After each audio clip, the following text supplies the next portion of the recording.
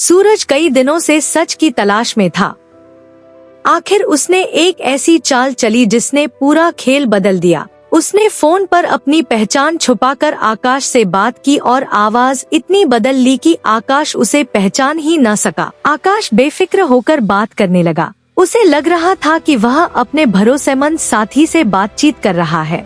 बातों ही बातों में उसने फख्र से कहा कि सूरज अब इस दुनिया में नहीं रहा और अब दौलत के साथ साथ ईशा भी उसकी हो जाएगी। सूरज का गुस्सा 7वें आसमान पर था, लेकिन वह खामोश रहा।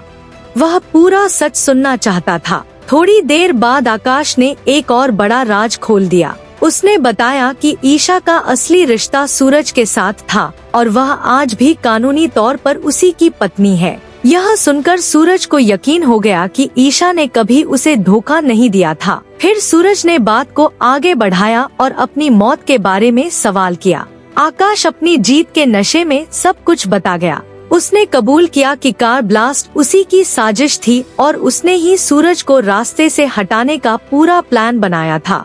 कॉल खत्म होते ही सूरज को सारी हकीकत समझ आ गई। जिस इंसान को वह अपना समझता था, वही उसका सबसे बड़ा दुश्मन निकला। उसने फैसला कर लिया कि अब सच सबके सामने लाना ही होगा। उसी रात सूरज सीधा उस जगह पहुंच गया जहां आकाश मौजूद था। जब आकाश ने सूरज को अपने सामने जिंदा देखा तो उसके होश उड़ गए। वह घबराकर पूछने लगा कि यह कैसे मुमकिन है। सूरज ने उसे बताया कि अब उसके झूठ ज्यादा देर तक नहीं चलने वाले। आकाश बचने की कोशिश करता रहा, लेकिन सूरज ने फोन में रिकॉर्ड हुई पूरी बात सबके सामने चला दी।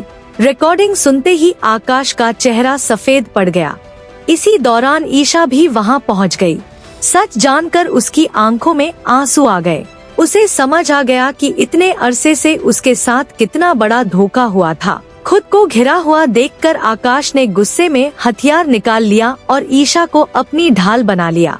माहौल बहुत तनाव भरा हो गया। सूरज उसे समझाता रहा, लेकिन आकाश किसी की सुनने को तैयार नहीं था।